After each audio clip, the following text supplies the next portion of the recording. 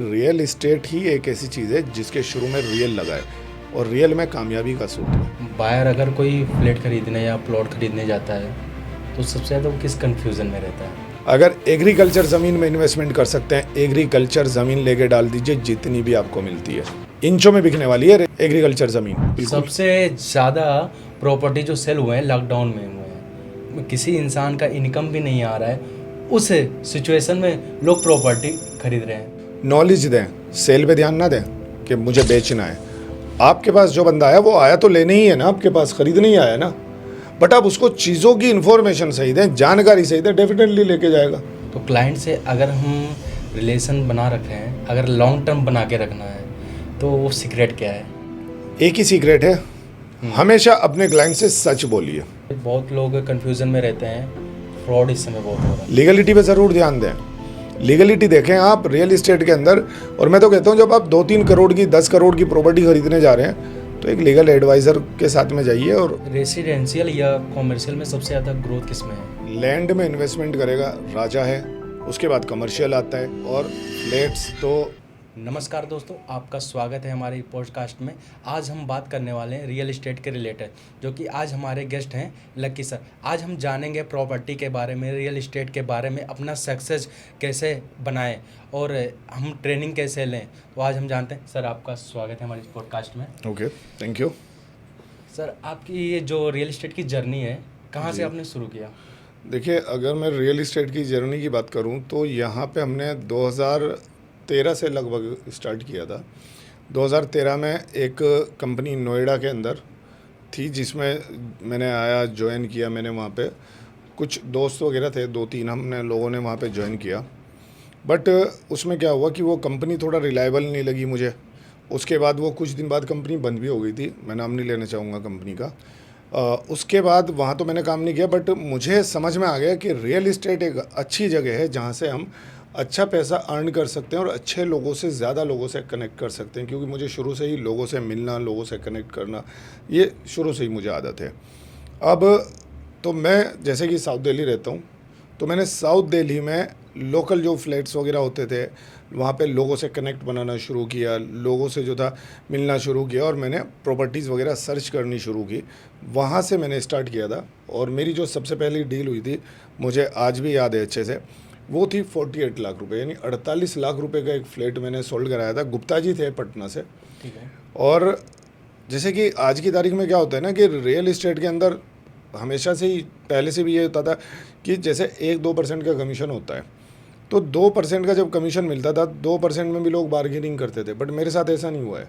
अच्छा। गुप्ता जी ने जो 48 लाख रुपए का फ्लैट लिया, उसका मुझे पड़ता था 2% जो आता था वो 96,000 आता था। उन्होंने मुझे 1 लाख रुपये दिया, बड़ी तबीयत खुश हुई। 1 लाख रुपये दिया। उसके बाद तीसरे दिन फिर मुझे फ़ोन करा, बेटा आप कहाँ हैं? अभी हम जो थे गृह प्रवेश कर रहे हैं। तो उन्होंने मुझे वहाँ पे बुलाया और गृह प्रवेश में उन्होंने मुझे 11,000 रुपये और दिए। कह रहे, मगर सर ये आप, तो उन्होंने कहा कि ये आपका इनाम है जो आपने हमारे साथ में जो डील की है।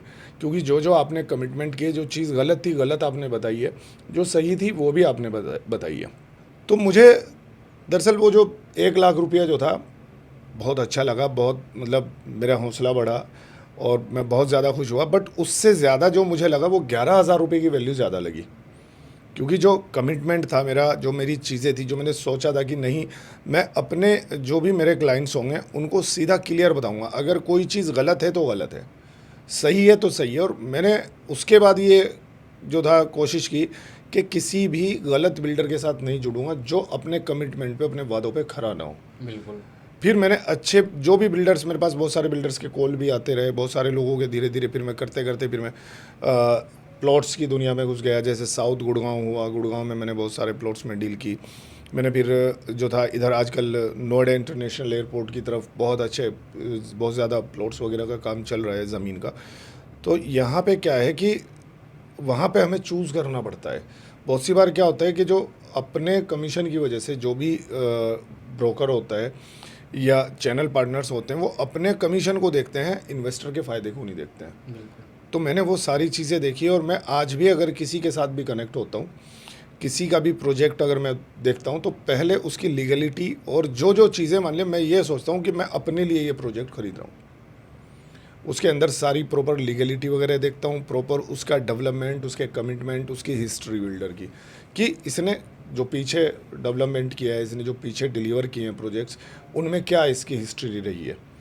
तो ऐसे ही, और मेरे ख्याल से सब लोगों को इसी तरह से करना चाहिए, क्योंकि पता क्या होता है, बहुत सी बार कुछ प्रोजेक्ट में हमें ना जो इंसेंटिव होता है, कुछ बिल्डर ज़्यादा इंसेंटिव देते हैं, लेकिन वो अपने कमिटमेंट पे खड़े नहीं है। हमें सबसे पहले सोचना है एक इन्वेस्टर्स का या क्लाइंट के बारे में। वो जो पैसा लेके आ रहा है, वो बहुत से एंड यूज़र भी होते हैं, अपनी ज़िंदगी भर की कमाई लगाते हैं एक फ्लैट या एक प्लॉट ख़रीदने के लिए, उनका सपना होता है, और वो पूरी ज़िंदगी भर की कमाई लगा देते हैं उसमें, और वो कहीं ना कहीं हम अपने 1-2% के चक्कर में अगर उसके साथ खिलवाड़ कर देते हैं तो लंबा नहीं चल पाएंगे। कुछ मतलब कुछ टाइम के लिए हो सकता है हम कुछ पैसे कमा लें, लेकिन रियल इस्टेट की दुनिया ऐसी है कि यहाँ पे जो था, अगर आप अच्छे से काम कर लेते हैं, अच्छी चीज़ों पे काम करेंगे, चीज़ों को समझेंगे और इन्वेस्टर की और क्लाइंट की ज़रूरत को समझ के उसके हिसाब से आप काम करेंगे, तो लंबा चलेंगे। और एक क्लाइंट जो था 10 लोगों के रेफरेंस देता ही देता है, अगर आपने अच्छा किया है। उसमें क्या होता है, अभी जो मेरे इन्वेस्टर हैं, मेरे क्लाइंट्स हैं, उनके यहाँ कोई शादी ब्याह पार्टी कोई प्रोग्राम होता है, उसमें भी इनवाइट करते हैं, मतलब मैं उनकी फैमिली का मेंबर बन जाता हूँ। अब जब मैं जाता हूँ वहाँ पे, तो मैं तो नया चेहरा हूँ, वहाँ पे लोग मिलते हैं, आते जाते, तो पूछते हैं यार ये कौन है नया चेहरा, क्योंकि फैमिली के बारे में, उनकी फैमिली का प्रोग्राम है, तो वहाँ पे जाता हूँ तो नया चेहरा पूछते हैं लोग, फिर वो बताते हैं अरे ये वो हैं, इन्होंने हमें वहाँ पे एक यूनिट दिलाया था, इन्होंने वहाँ में फार्म हाउस दिलवाया था। तो ऐसे कनेक्ट बनते हैं और रेफरेंस बहुत मिलते हैं। आपको कुछ करने की ज़रूरत नहीं है, बस सही चीज़ में। हो सकता है आपकी डील जो था बहुत सी बार होने में टाइम लगे, थोड़ा सा पेशेंस बहुत ज़रूरी है। जितना ज़्यादा इस काम के अंदर पेशेंस रखेंगे और पॉजिटिविटी रखेंगे, उतना ज़्यादा कामयाब होंगे। चीज़ों को जेन्युइन डिलीवर करें, कभी भी ओवर डिलीवर ना करें। मेरे साथ ये हुआ है, कभी आज तक मैंने किसी भी इन्वेस्टर को रॉन्ग कमिटमेंट नहीं किया है एक यूनिट बेचने के लिए। कभी भी कोई भी होता है, अगर भले ही इन्वेस्टर या वो क्लाइंट ना ले, उसको मना कर दे, मुझे पता है अगर ये चीज़ मैं इसको सच बोल दूंगा तो मना कर देगा, लेकिन वो घूम के आएगा वापस, कोई रेफरेंस देगा, वो उस चीज़ में फिट नहीं हो रहा होगा, लेकिन उसके पास कोई रेफरेंस होगा जो उस चीज़ में और उन सारी सुविधाओं में फिट हो रहा होगा, वो उसका रेफरेंस ज़रूर देगा। तो मैं हमेशा हर जो था चैनल पार्टनर से यही कहना चाहता हूँ, और अपनी टीम को भी, जो मैंने आज तक ट्रेनिंग दी है लोगों को, सबको ये चीज़ ज़रूर सिखाता हूँ, कभी भी रॉन्ग कमिटमेंट मत करिएगा। बहुत से लोगों का कहना होता है कि भाई मार्केटिंग में झूठ बोलना पड़ता है। भाई आप ऐसा काम करो ही मत, आपके पास बहुत सारे ऑप्शन हैं, आप इतने सारे बिल्डर हैं, आप किसी भी बिल्डर के साथ जुड़े, ऐसा काम करें क्योंकि झूठ बोलें। आप सच बोल के काम तो करके देखें, कितना मज़ा आता है। से रियल इस्टेट में आपको आने का प्रेरणा कहाँ से मिला कि इसमें मैं सक्सेसफुल हो सकता हूँ? कहाँ से आपको ये मोटिवेशनल मिली? प्रेरणा तो खैर इसके बारे में कहानी तो बहुत लंबी है, बहुत लंबा जो था चला जाएगा पॉडकास्ट ही आपका। शॉर्ट में डिस्क्राइब कर दीजिए। हाँ, लेकिन एक मेरे जो थे दोस्त हुआ करते थे, अभी भी हैं साथ में, बहुत अच्छी दोस्ती है, बहुत बहुत अच्छा बॉन्ड है उनसे। उन्होंने एक दिन ऐसे ही बोला कि चलो ना, एक नोएडा में कंपनी है और वहाँ पे चलते हैं। बेसिकली वो कंपनी जो थी, नोएडा में जो कंपनी थी, 2013 की ही बात है जब से मैंने स्टार्ट किया था, नेटवर्किंग टाइप से लोगों को जोड़ती थी। अब वहाँ पे क्या होता है कि जब नेटवर्किंग में हम आते हैं तो जो काम को जानता है नहीं जानता है सबको जोड़ने की कोशिश करते हैं। तो वहाँ पे लेके गए वो मुझे, और हमने देखा वहाँ पे जाने के बाद कुछ चीज़ें ऐसी लगी जो नहीं समझ में आई थी, जैसा मैंने अभी बताया आपको, तो वो मुझे रिलायबल नहीं लगा था। बट वहाँ से जो ट्रेनिंग वगैरह जो थी, उनकी जो ट्रेनिंग मैंने ली है, ट्रेनिंग से मुझे चीज़ें समझ में आ गई थी कि रियल इस्टेट है अच्छी चीज़। तो मैंने वहाँ से स्टार्ट किया, और फिर हम 3 लोगों ने साउथ दिल्ली के अंदर, जैसे कि मैं बता रहा हूँ, 3 दोस्तों ने हमने मिलके साउथ दिल्ली में काम स्टार्ट किया था। और 2013-14 में 12-13-14 गोल्डन पीरियड रहा है, बहुत बढ़िया काम किया है। 14 से थोड़ा सा काम स्लो हो गया था, उसके बाद हालांकि ये प्लॉट्स वगैरह का साउथ गुड़गांव वगैरह इधर से हमने स्टार्ट कर दिया। और आज अगर हम देखें इधर जो गढ़गंगा, देहरादून, साउथ गुड़गांव या नोएडा, ग्रेटर नोएडा, तो यहाँ पे भी जो था हम लोग काफ़ी जो थे लोगों के साथ कनेक्ट है। और मैं यही कोशिश करता हूँ कि अच्छे बिल्डर के साथ कनेक्ट हूँ, जिसके कमिटमेंट पूरे हों, जहाँ पे ये ना हो कि मेरी छवि ख़राब हो जाए। सर, आपके हिसाब से रियल इस्टेट डीलर या ट्रेनर की क्वालिटी क्या होनी चाहिए? देखिए, सबसे पहले तो मैं ये कहूँगा कि रियल इस्टेट डीलर मत बोलिए, क्योंकि कंसल्टेंट हैं। रियल इस्टेट कंसल्टेंट जो प्रॉपर चीज़ों को सीख के और समझ के करेगा, तो वो कंसल्टेंट की ही तरह काम करेगा। एक डीलर का जो फोकस होता है वो चीज़ को बेचने पे होता है, पैसा कमाने पे होता है। कंसल्टेंट का जो मकसद होता है वो होता है कि सामने वाले को जानकारी दे चीज़ों की। मैं अक्सर कभी बेचने पे फोकस नहीं करता हूँ, यही मैं अपनी टीम को सिखाता हूँ। आप जो आपके पास कोई आया है, चाहे वो इन्वेस्टर है चाहे वो एंड यूज़र है, आप उसको चीज़ों की इन्फॉर्मेशन सही दें, उसको उसका फ़ायदा और नुकसान समझाएं कि अगर वो इस प्रोजेक्ट में इन्वेस्टमेंट करेगा, पहले उसको समझ लें कि इसको क्या चाहिए। अब उसकी ज़रूरत आपने समझ ली, उसके हिसाब से उसको आप जो था गाइड करें कि सर ये प्रोजेक्ट आपके लिए, इसमें ये बेनिफिट्स हैं और ये नुकसान रहेंगे। तो उसको जब आप बताएंगे, समझाएंगे, तो वो आपकी चीज़ों को समझेगा और आप एक कंसल्टेंट का काम कर रहे हैं, उसको चीज़ समझ में आएगी तो डेफिनेटली वो आपके साथ ही डील क्लोज करेगा। तो मैं बार बार यही कहता हूँ कि आप कंसल्टेंट बने, लोगों को कंसल्ट करें, चीज़ें समझाएं।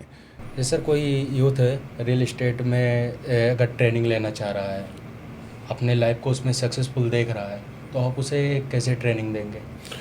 देखिए, ये आपका ना बहुत बढ़िया क्वेश्चन है और इस क्वेश्चन के ऊपर मेरे बहुत सारे सेशंस हैं, बहुत सारी वीडियोस मेरी ऑनलाइन पड़ी भी हुई हैं। मेरे चैनल भी है एक छोटा सा, उस पर भी पड़ी हुई हैं। इस चीज़ के लिए मैं कहता हूँ कि आज का यूथ जो था ना, वो सबसे ज़्यादा सैलरी के पीछे भाग रहा है। अच्छा।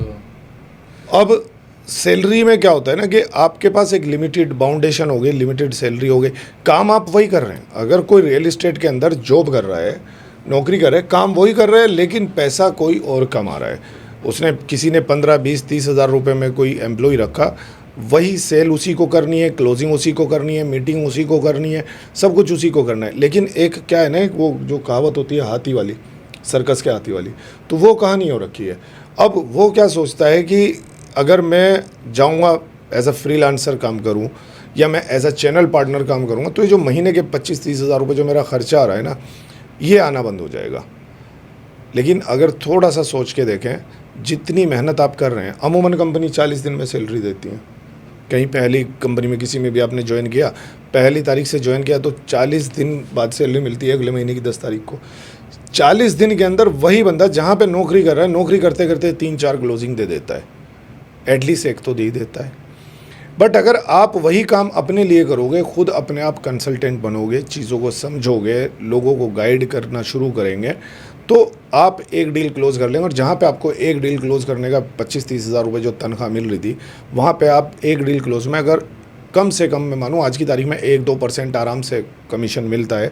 और कमीशन आपको इन्वेस्टर से नहीं लेना। जैसे मैं बात करूँ नोएडा, गुड़गांव या बॉम्बे या इस तरह की जो कंपनी काम करती हैं हाई राइज में या प्लॉट्स में, कंपनी आपको कमीशन दे रही है, कम से कम 1-2% कमीशन तो मिलता ही मिलता है। और अगर आपने आज की तारीख में कम से कम, मैं किसी प्लॉट की भी बात करूँ तो कम से कम 1-1.5 करोड़ से कम का तो कोई 100 गज़ का प्लॉट भी नहीं मिलता है, अगर अच्छा हम बात करें। फ्लैट की बात करें, नोएडा गुड़गांव के अंदर 3-4 करोड़ से कम का तो कुछ है ही नहीं। 3-4 करोड़ का तो ये समझो मेरे ख्याल से कोई 1 BHK मिलेगा। अगर आपने 1 महीने में या 2 महीने में, 3 महीने में भी एक डील क्लोज कर ली और 3-4 करोड़ का एक आपने यूनिट बेच दिया, तो मेरे ख्याल से 3 करोड़ का अगर हम 1% भी, हालांकि 2% तक कंपनी देती हैं, कुछ ज़्यादा भी देती हैं, अच्छी कंपनी कमीशन कम देगी लेकिन उसका माल बेचने में आपको आसानी होगी, वहाँ पे रिलेशन बनेंगे। अगर मैं 3 करोड़ के 1% की बात करूँ तो कितना हुआ सर? 3 लाख रुपया। 3 महीने में भी अगर एक डील क्रैक करे, और पहली डील क्रैक होने की सिर्फ देरी है। पहली डील क्रैक हुई, आपके हाथ में जब वो 3 लाख रुपए आएंगे, रॉकेट बन जाएंगे आप। तो जॉब के पीछे मत भागें। मैं हमेशा कहता हूँ चीज़ों को समझें। मेरे बहुत सारे ट्रेनिंग सेशन हैं, मैंने 3500 से ज़्यादा लोगों को ट्रेनिंग दी है रियल इस्टेट के ऊपर।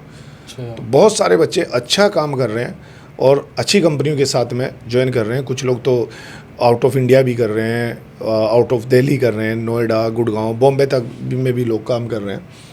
आजकल एक लोकेशन अच्छी आ रही है इन्वेस्टमेंट के पॉइंट ऑफ व्यू से, धोलेरा, तो वहाँ पे भी कर रहे हैं। आते मेरे पास पूछते हैं सर धोलेरा में, सर आप चाहे जहाँ करें, पूरी दुनिया के अंदर रियल इस्टेट कहीं भी कर सकते हो, लेकिन जो वहाँ की गाइडलाइन है उनको समझें। उसके अलावा कंपनी की जो लीगलिटी है, जो इन्वेस्टर खुद आके चीज़ों को समझ रहे हैं ना, उन चीज़ों को आपको पहले स्टडी करना पड़ेगा ताकि आपके इन्वेस्टर को ज़्यादा R&D ना करनी पड़े, आपके क्लाइंट को मेहनत ज़्यादा ना करनी पड़े। चीज़ें आप सारी उंगलियों पे गिन के रखें, तुरंत सर ये रहा, ये ले रहा है, ये सर्टिफिकेट है, ये अपने पास भी सारी चीज़ें मैनेज करके रखें तो आसानी रहती है। और रियल इस्टेट ज्वाइन करना चाहिए, बहुत अच्छा सेक्टर है। और देखिए, अच्छाई और बुराई हर जगह होती है, बिल्कुल होती हैं। ये हमारे ऊपर है, हमें अच्छाई पसंद है या बुराई पसंद है। जो बुरा कर रहा है उसको बुरा अच्छा लगता है, जो अच्छा कर रहा है उसको तो अच्छा लगता ही है। और क्या। ज्वाइन करना चाहिए। और मैं यही मशवरा दूंगा, बहुत सारे लोग अगर जॉब भी कर रहे हैं, सपोज़ वो किसी दूसरे सेक्टर में जॉब कर रहे हैं, रेफरेंस का खेल है रियल इस्टेट के अंदर, तो आप क्या करें, वहाँ पे जॉब करते करते अपना 1 घंटा निकाल लें शाम के टाइम। आगे जो ये आप इंस्टाग्राम और यूट्यूब फेसबुक पे जो टाइम जो आप लगाते हैं, इसी को आप यूज़ कर लेना थोड़ा सा। क्योंकि टाइम कभी भी, बहुत सारे लोगों से पूछता हूँ क्या कर रहे हो, कि टाइम पास कर रहा हूँ। टाइम पास करने की चीज़ नहीं है, यूज़ करने की चीज़ है। आपके पास 1 घंटा बचा है, उस 1 घंटे में आप रेफरेंस बनाना शुरू कर दें। और हफ्ते में 1 दिन की छुट्टी होती है, हफ्ते में कोशिश करें 1 दिन विज़िट करा लें। पार्ट टाइम भी करेंगे तो भी आप 2-3 महीने के अंदर, नहीं तो 6 महीने के अंदर बहुत जो था अच्छा खासा अपना एक सेटअप बना लेंगे और उधर से आपको रेफरेंस मिलने शुरू हो जाएंगे। रियल इस्टेट के अंदर आपकी एंट्री हो जाएगी। फिर अपने आप ही आप, जाहिर सी बात है, जिधर से पैसा ज़्यादा आना शुरू होता है इंसान उधर को भागता है। तो जॉब करते करते भी आप कर सकते हैं अगर करना चाहें। और मेरे बहुत सारी ट्रेनिंग ऐसी है 8 बजे के 9 बजे के बाद शुरू होती हैं रात को, तो लोग आते हैं जो जॉब करते हैं, सीखते हैं। जैसे डिजिटल मार्केटिंग और सोशल मीडिया से आपके रियल इस्टेट पे क्या असर पड़ा है? बहुत, अगर मैं बात करूँ आज इस डिजिटल मार्केट और सोशल मीडिया की, आप अगर देखेंगे कि लॉकडाउन से पहले ज़्यादा फोकस नहीं था लोगों का। बिल्कुल। लॉकडाउन में क्या हुआ कि एकदम से प्रॉपर सारी चीज़ें लॉकडाउन हो गई। अब दिमाग ख़राब, क्या करूं, कैसे करूं, कहां से करूं। तो उस टाइम हम एक साउथ गुड़गांव में एक प्रोजेक्ट था वो कर रहे थे, तभी स्टार्ट हुआ था 21 एकड़ का प्रोजेक्ट लैंड का। अब पूरा दिन दिमाग ख़राब, मोबाइल पे लैपटॉप पे सर्च करूं, क्या करूं, ऑनलाइन देखूं, कैसे देखूं। बहुत सारे ऑनलाइन एफिलिएट्स प्रोग्राम आते थे, बहुत टाइप के, मैंने उनसे देखा समझा। तो मुझे कहीं से एक वीडियो हाथ लगी कि अगर आप अपना कोई भी बिजनेस प्रमोट करना चाहते हैं तो यूट्यूब आपके लिए एक ऐसा सोर्स है जहाँ पे आपका पैसा नहीं लगता। आपने वीडियो बनानी है, प्रोजेक्ट के बारे में बताना है और लाइव कर देनी है। तो मैंने स्टार्ट किया, कुछ वीडियोस वगैरह जो पड़ी हुई थी, फिर धीरे धीरे समझते समझते समझ में आया कि मैंने जब एक लगभग 15-20 दिन के अंदर मैंने 3-4 वीडियो पोस्ट की तो अच्छा लगा, मन लगने लगा। मैंने अपने ही मोबाइल से अपने एक रूम में बैठ के वीडियोस बनानी शुरू करी, प्रोजेक्ट्स के बारे में बताना शुरू करा, वॉइस ओवर करना शुरू किया। तो धीरे धीरे फिर समझ में आया कि फेस वैल्यू बहुत ज़रूरी है। क्योंकि जो लोग आपसे, नंबर जब आपका चल रहा होता है ना सोशल मीडिया पे या यूट्यूब पे कहीं भी, जब आपकी वीडियो में जब आपका नंबर होता है तो नंबर को देख के जब इंसान कॉल करता है और पता है कि अच्छा ये जो बंदा को मैं अभी वीडियो पे देख रहा था इसी बंदे से बात हो रही है, तो ट्रस्ट बिल्डअप होता है। और ऐसी बात नहीं है, वीडियो में भी आई कॉन्टेक्ट बनता है। तो मैंने वीडियो में फेस लाना शुरू करा, चीज़ों को लोगों को बताना शुरू किया। उसके बाद जिस कंपनी में उस टाइम मैं काम कर रहा था, उस कंपनी में बहुत सारे लोग ज्वाइन थे। उन लोगों को लगा कि इसकी तो सेल अच्छी हो रही है। एक चीज़ मेरे साथ हमेशा रही है कि मेरी सेल हो या ना हो, लेकिन मैंने कभी ये शो नहीं होने दिया।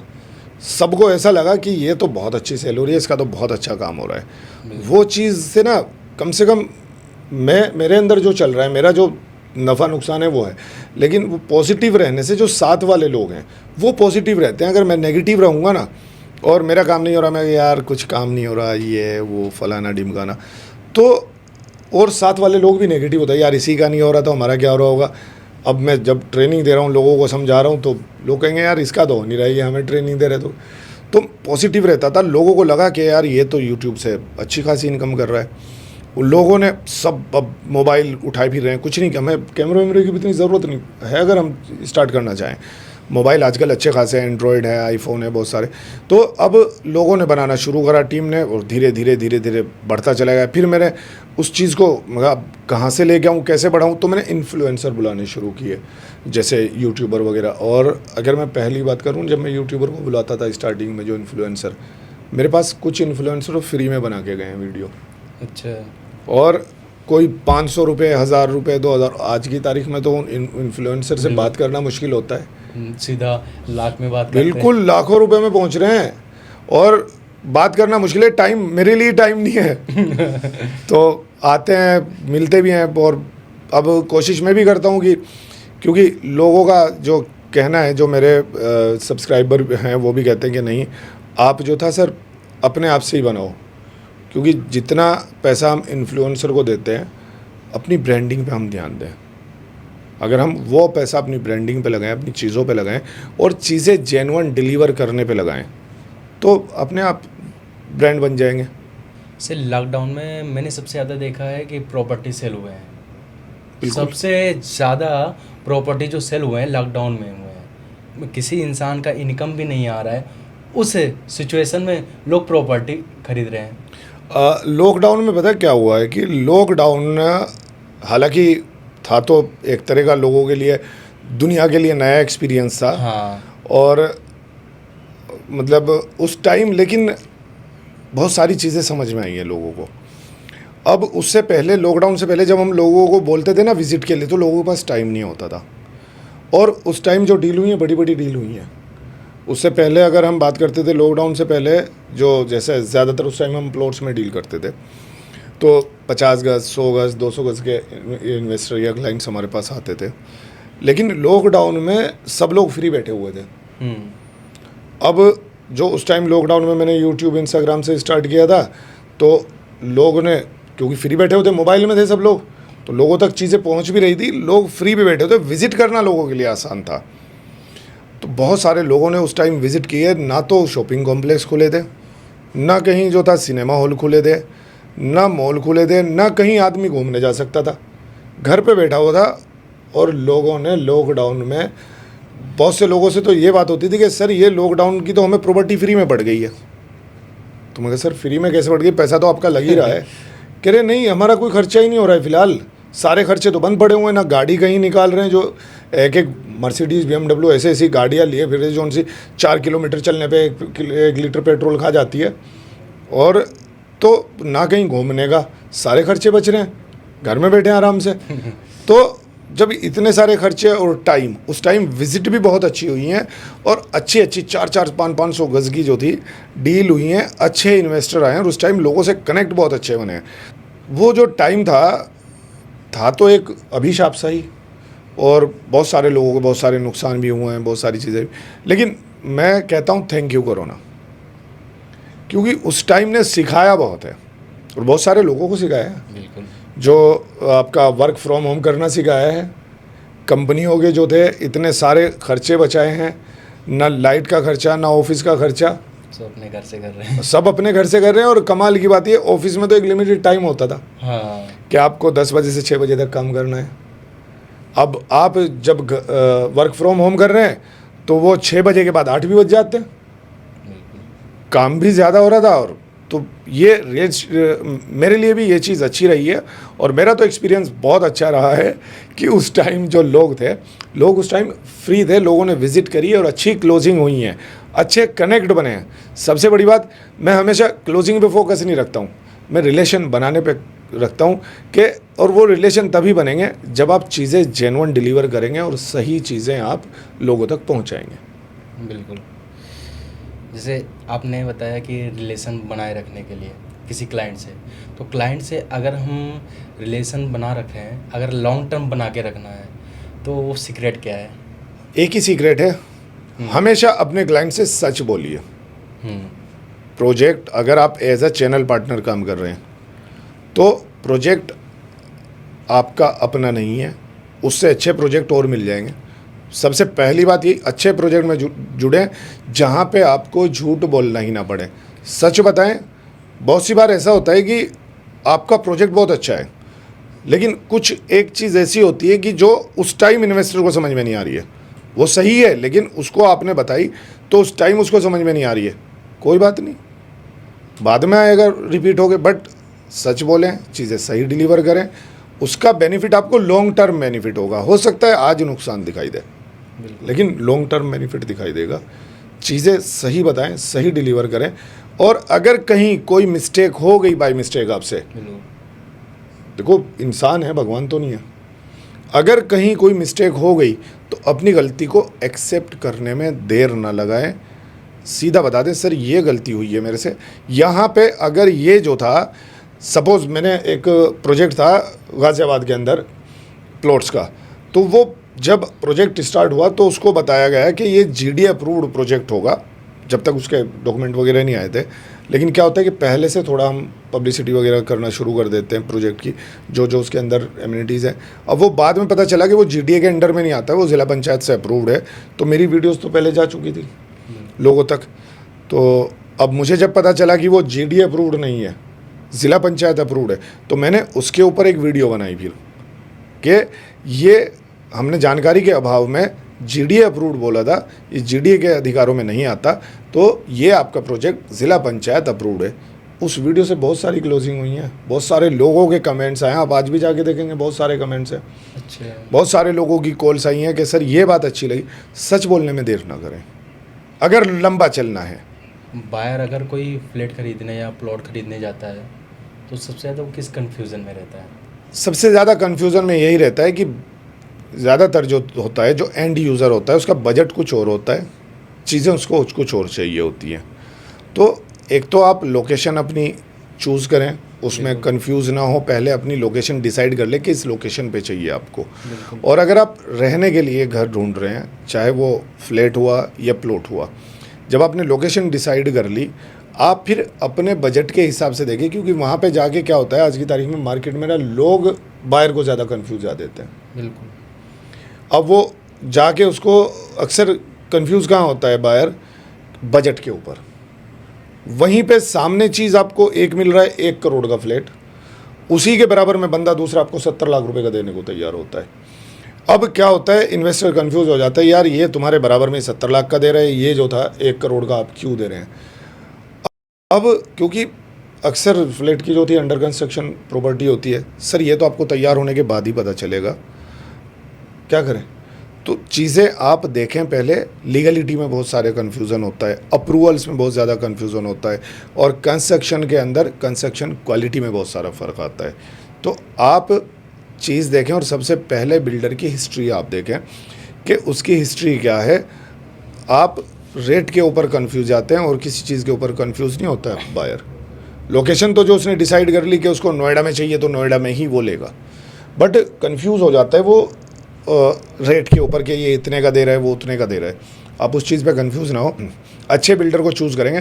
थोड़ा सा कॉस्टली पड़ेगा लेकिन आपको आगे प्रॉब्लम नहीं होगी। तो वही कन्फ्यूज़न होता है, पैसे का ही होता है, और तो कोई इससे ज़्यादा कन्फ्यूज़न होता नहीं, जैसे बहुत लोग कंफ्यूजन में रहते हैं, फ्रॉड इस समय बहुत हो रहा है प्लॉट को। वो तो मैं हमेशा कहता हूँ, मेरी आप अगर 1500 से ऊपर वीडियो में, 1500 में से 1000 से ऊपर में वीडियो में यही मिलेगा। लीगलिटी पे ज़रूर ध्यान दें, लीगलिटी देखें आप। रियल इस्टेट के अंदर आप जो डॉक्यूमेंटेशन है, जो जो वहाँ की लोकल अथॉरिटीज़ से जो भी अप्रूवल मिल सकते हैं, वो सारे अप्रूवल आप देखें। और आजकल तो ऑनलाइन चेक हो जाता है। और मैं तो कहता हूँ, जब आप 2-3 करोड़ की, 10 करोड़ की प्रॉपर्टी खरीदने जा रहे हैं, तो एक लीगल एडवाइज़र के साथ में जाइए। और लेकिन लीगल एडवाइज़र ऐसा नहीं है कि आप रियल इस्टेट या प्लॉट से या प्रॉपर्टी खरीदने जा रहे हैं और आप जो थे मतलब क्रिमिनल वाले एडवाइज़र को लेके चले जाएं। लीगल एडवाइज़र आपका रियल इस्टेट का लीगल एडवाइज़र होता है, आप उससे गाइड करें, उसको फ़ीस दें, उससे समझें। जब आप 3-4 करोड़ रुपए एक इन्वेस्टमेंट पर खर्च कर रहे हैं, तो उसकी 2-4 हज़ार रुपये फ़ीस देने में क्या जा रहा है?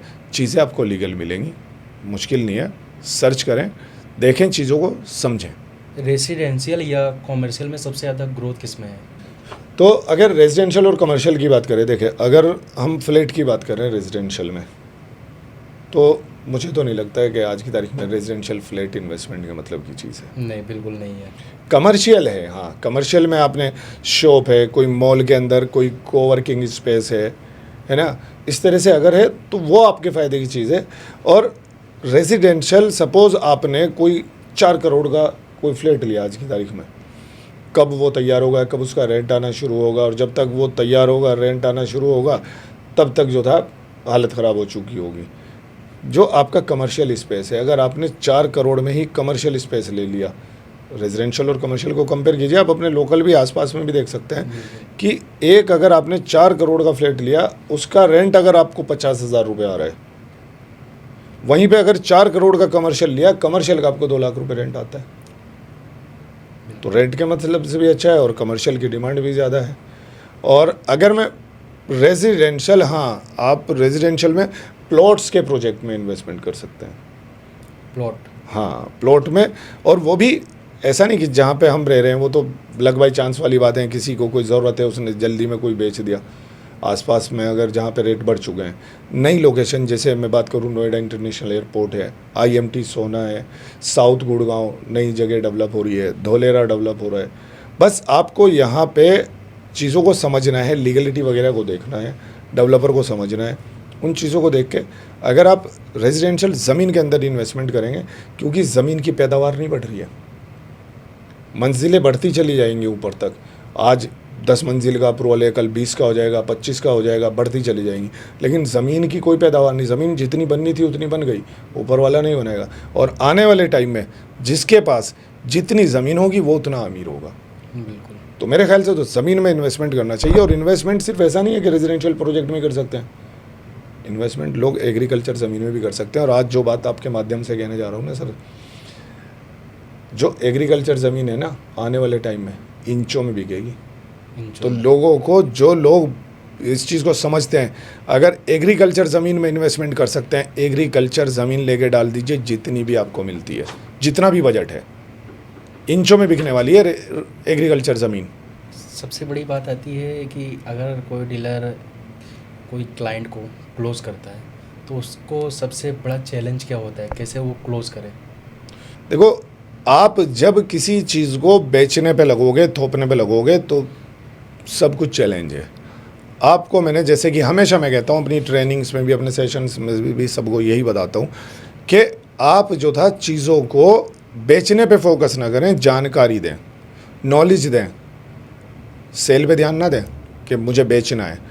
आपके पास जो बंदा आया वो आया तो लेने ही है ना, आपके पास खरीदने ही आया ना, बट आप उसको चीज़ों की इन्फॉर्मेशन सही दें, जानकारी सही दें, डेफिनेटली लेके जाएगा। बिल्कुल। मुश्किल नहीं है। और अगर आपके पास 100 लोग आ रहे हैं तो 100 के 100 कभी नहीं खरीद के जाएंगे, बेफिक्र रहिए। चाहे आप जो थे ना सोना बेच रहे हो, कुछ भी बेच रहे हो, हाँ, 100 के 100 तो बिल्कुल नहीं खरीदेंगे। बिल्कुल नहीं लेके जाएंगे। आप चीज़ों की इन्फॉर्मेशन सही डिलीवर करें, ओवर कमिटमेंट ना करें।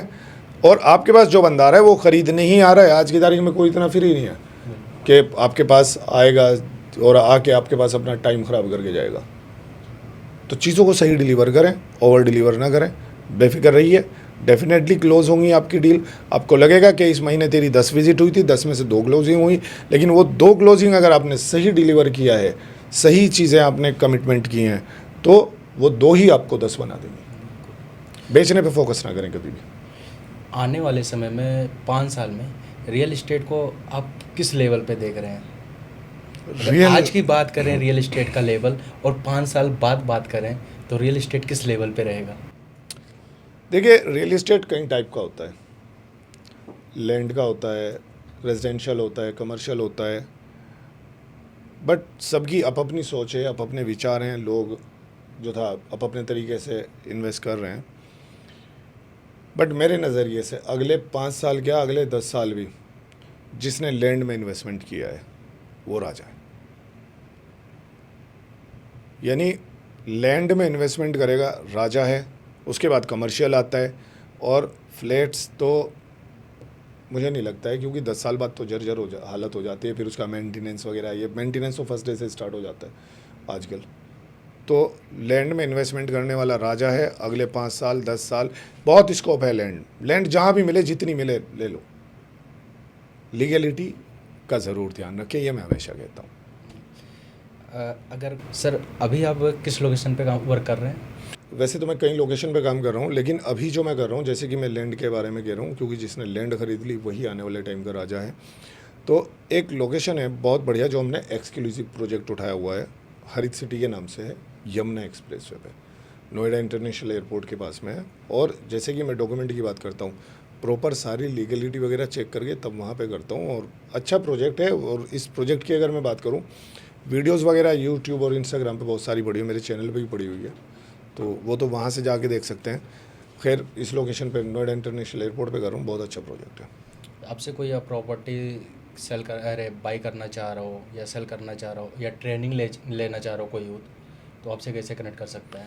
देखिए, अगर प्रॉपर्टी कोई ख़रीदना चाहता है तो वो तो ज़ाहिर सी बात है, हमारी वेबसाइट है, गूगल पे जाएंगे, harithcity.com डालेंगे तो वहाँ से मिल जाएगा, या यूट्यूब पे भी आप हरीथ सिटी डालेंगे तो दुनिया भर की सारी वीडियोस आ जाती हैं खुल के। और वेबसाइट है ये harithcity.com के नाम से। रही बात जो ट्रेनिंग लेना चाहते हैं, क्योंकि काम कोई भी हो सीखना ज़रूरी है, और रियल बहुत इस्टेट में ज़रूरी है। अक्सर क्या होता है ना कि लोग ऐसे ही जुड़ते चले जाते हैं, चीज़ों को सीखते नहीं, समझते नहीं, और इसी वजह से फेलियर होते हैं ज़्यादातर लोग। तो ट्रेनिंग प्रोग्राम रहते हैं हमारे, और जो हमारा इंस्टाग्राम का पेज है, आप उसका लिंक डाल दीजिएगा, उस पर प्रॉपर बिल्कुल सर, मैं कनेक्ट उसको हो सकते हैं डिस्क्रिप्शन लोग। में हाँ, मेंशन कर दूँगा। इंस्टाग्राम से लोग कनेक्ट हो सकते हैं, और हमारा ट्रेनिंग एवरी वीक रहता है। और प्रॉपर पूरी ट्रेनिंग आप कहीं पे भी अगर लें किसी भी चीज़ की, जब तक ट्रेनिंग पूरी नहीं लेंगे चीज़ें समझ में नहीं आएंगी। आप आइए, समझिए, आप ट्रेनिंग लीजिए रियल इस्टेट की, ज्वाइन होना चाहते हैं आप ज्वाइन होइए, करिए काम को, सीखिए और बेनिफिट उठाएंगे अच्छा। क्योंकि रियल इस्टेट ही एक ऐसी चीज़ है जिसके शुरू में रियल लगाए, और रियल में कामयाबी का सूत्र है। तो दोस्तों, सर ने जो बताया रियल इस्टेट के बारे में, और उस पे हम बहुत ध्यान दें, क्योंकि अगर हम कहीं पर बाई करना चाहते हैं इसमें फ्रॉड चल रहा है, तो अच्छी कंपनियों से जुड़ें। तो सर का मैं लिंक दे दूंगा डिस्क्रिप्शन में, और अगर कोई बंदा ट्रेनिंग लेना चाह रहे तो इनका इंस्टाग्राम भी लिंक दे दूंगा, आप वहां से इनसे कांटेक्ट कर सकते हैं। तो दोस्तों, इस पॉडकास्ट को हम यहीं पर एंड करते हैं। आपको ये एपिसोड कैसा लगा? अच्छा लगा हो तो लाइक करें, चैनल पे नए हैं तो सब्सक्राइब करें। मिलते हैं फिर नए पॉडकास्ट में, तब तक के लिए धन्यवाद।